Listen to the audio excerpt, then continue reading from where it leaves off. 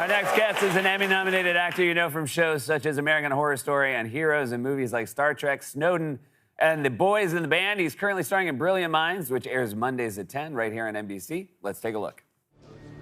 Good morning, Doctor. Doctor? There's a group of rather intimidating men wearing leather jackets in the waiting room looking for you. That must be Wyatt.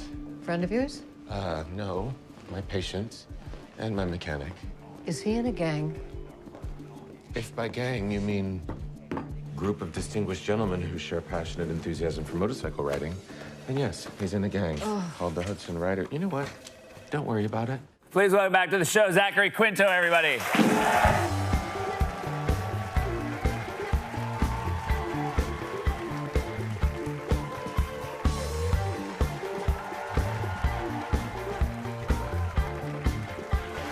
Hello. I grew up watching St. Elsewhere. Oh, yeah. ER, Me too. And I'm very jealous of any acting job where you can just have the draped stethoscope. We love a draped stethoscope. I actually had to get a second stethoscope because the first one didn't drape properly. Really? Yep. And it was a big conversation with the props department, and it took weeks. And then we got the one that just it was like Goldilocks. It was like, oh, this is the right the one. Because it not just has to look right, but obviously you're doing a lot of hallway walking. A lot of running, it gets in the way. You got to really learn how to work with the stethoscope, and you can never fight the stethoscope. Yeah. You have to learn in some ways, when you are playing a doctor on TV, you are at the mercy of the stethoscope. Yeah. Yeah. But it worked. I don't remember in the a end. single scene in ER where all of a sudden George Clooney was like, this thing all over my neck. I'm choking by Oh my God. Yeah. I've had a couple of those. Hold on, I dropped my stethoscope. They made it onto the blooper reel, if not the show. But yeah, it's so interesting to finally be in a position where I can say, I'm not a doctor, but I play one on TV. It's like really great. you hear it your whole life, but then to actually be able to say it and have it be true, it's special, guys. Yeah. It's like, yeah.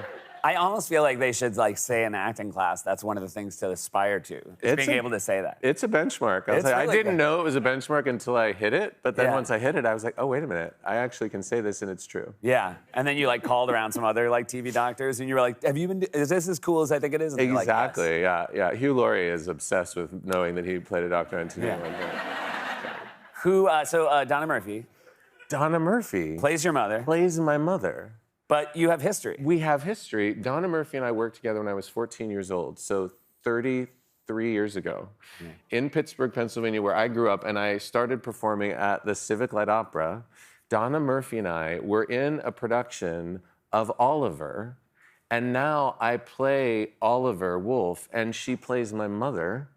And when I met Donna Murphy again after 30-some years, I was like, we were in a production of Oliver, and she was like, I know, I remember you. And I was like, no, you do not remember me. I wasn't Oliver. Right. I wasn't even the Artful Dodger. I was Charlie Bates, which is third banana in Oliver. But she really maintained that she remembered me, and I really maintained that she didn't. But I love her so much that I finally just capitulated and said, okay, I believe that you remembered me. But then I was cleaning out my apartment literally 2 days ago, and there is proof. Look at the two of you. That's unbelievable. Can you imagine? And now, we have this profound experience. And I used to stand off stage when we were doing this, because I was a really new performer. I know I look like I've been at it for a while in this picture. But I used to stand off stage and watch her perform her big number, which was called As Long As He Needs Me. Oh, great. Because she was so phenomenal. She was so connected to what she was doing, and I remembered that. And so all these years later now, to be playing these scenes with her and exploring all of this really incredibly rewarding and also challenging psychological dynamic, it's so crazy to me that this kind of a full circle thing happens. Was she a touring actor at the time, or was she also based in Pittsburgh? Well, the motto of the Pittsburgh Civic Light Opera is where Broadway spends the summer. Great. And so I think that she was not really a touring actor, but she was of Broadway, and so where else do you go? You go to Pittsburgh. But that is, by the way, that is such a cool thing, not just for the people who go to see shows in Pittsburgh, but the fact that the local actors get to work with Broadway people. It was amazing. Growing up in the theater that way and having that kind of exposure from a young age, it was what made me know that I wanted to do it for the rest of my life. So I'm really fortunate to come from a place where education of children and opportunities for children to explore all aspects of their personalities and their talents was a cornerstone of my upbringing. So more of that, please, for young people. Yes. More of that, please. More mentors. Yeah, more mentors. Yeah, for sure. So you play a doctor who is based on... A real life person. Yes, Oliver Sacks. Oliver Sacks. He's a very famous doctor. Renowned neurologist and author, prolific author. He was considered by the New York Times to be the poet laureate of medicine because he wrote so inexhaustibly about his patients and really resurrected the art form of case studies. And this thing that I never really thought about until I played this role is that before medicine became pretty singularly diagnostic, right? We go to the doctor now, all we want to know is what's wrong with us and how do we fix it. But in the late 19th century, early 20th century, case studies were how doctors learned about their patients and what was wrong with them. And so there was automatically a much more human element to medicine than we were able to maintain into modern day. And so Oliver Sacks was obsessed with that and obsessed with the dignity of his patients and finding who they were in the face of seemingly insurmountable obstacles and challenges. And he was such an inspiring man. If you don't know him or his work, I really encourage you to do a deep dive on YouTube. He gave many lectures and talks and wrote dozens of books and amazing articles and was fascinated with the human mind, really the last frontier of our experience, right? Consciousness and what it means. So to be telling these stories now and putting these stories in the world, it feels really meaningful. I think this show has a lot of the elements that people find comfort in when they like medical dramas and they watch, and then that element makes it so different than anything you've seen before. Yeah, I think, and hopefully relatable and accessible. That's really the goal. I always say that if people see themselves in the stories that we're telling and they see their experiences and the experiences of their loved ones, and then maybe they can have conversations as a result.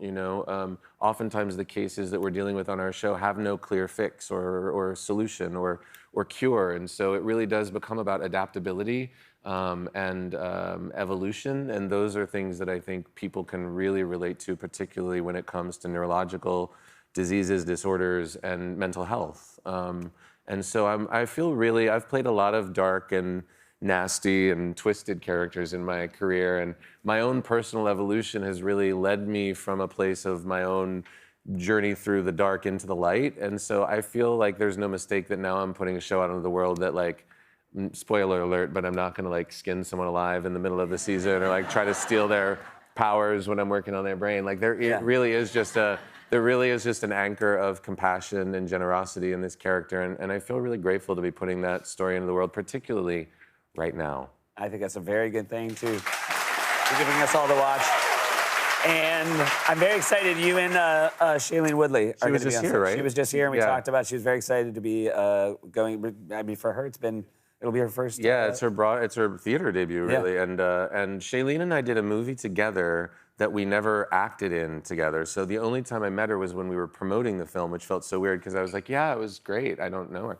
But now I really do know her, and I could not love her more. She's so open and invested in this process. And I love theater so much, as evidenced by that picture of me and Donna Murphy 30 years ago. I've been doing it for a long time, and I love coming back to the theater. So we're doing a play called Cult of Love, which starts performances in November at the Helen Hayes Theater on Broadway. And it's an amazing cast, and Shailene is such a bright light in that cast. I'm so happy to be working with her and to be doing the play. And I just hope 30 years from now, when she tells you she remembers working with you, you believe her. I'll be like, do you? No, I think we'll both remember this one for a long time. Thanks for being here, Zach. It's So always happy such to be here. pleasure Always good to see you. Thank you. Zachary Quinto, everybody. New episodes of Brilliant Minds are Monday nights on NBC and stream on Peacock. Stick around. We'll be right back.